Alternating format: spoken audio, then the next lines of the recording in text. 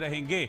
दोनों खास मेहमान मेरे साथ हैं, कर्नल संजीत सिरोही और श्रुति दासगुप्ता जी। कर्नल सिरोही, आपके पास आ रहा हूं। ये सीधा ऐलान है, बीएलए ये सीधे तौर पर अब कह चुका है कि हम इसी राह पर हैं जब तक हमारा बलूचिस्तान अलग नहीं होगा। हमको पाकिस्तानी आइडेंटिटी नहीं चाहिए। हम नहीं चाहते कि दुनिया हमको पाकिस्तान कहे, हमको बलूचिस्तान कहे, हमको बलोच कहे, और इसके लिए पाकिस्तान को शमशान भी बनाना पड़े तो हम बनाएंगे, और हम बना रहे हैं।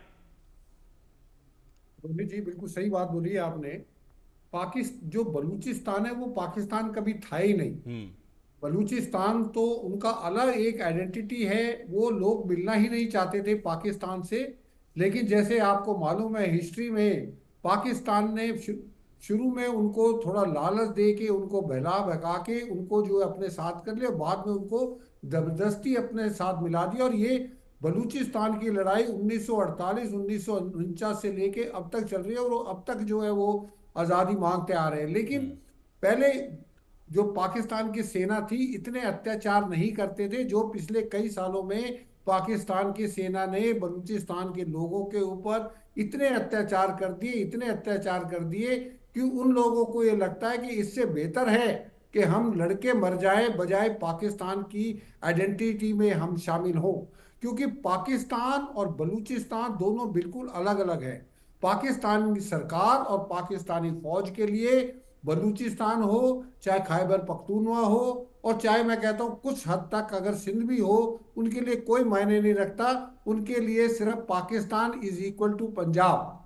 अगर पंजाब का जो कुछ हो रहा है वो पंजाब के लिए हो रहा है। पाकिस्तान में पंजाब के लोग, पंजाब के अफसर, फौज में आप देखेंगे कि ज्यादातर जो जनरल हैं वो पंजाब से हैं, ज्यादातर जो ब्यूरोक्रेट्स हैं वो पंजाब से हैं, और जो सरकार में चुने हुए लीडर्स हैं, जो मिनिस्टर हैं, प्राइम मिनिस्टर हैं, वो सारे पंजाब से हैं। तो ये बलूचिस्तान वाले कभी पाकिस्तान को एक्सेप्ट नहीं करते, और पाकिस्तान वाले भी बलूचिस्तान को सिर्फ अपने फायदे के लिए उनको अपने साथ रखना चाहते हैं।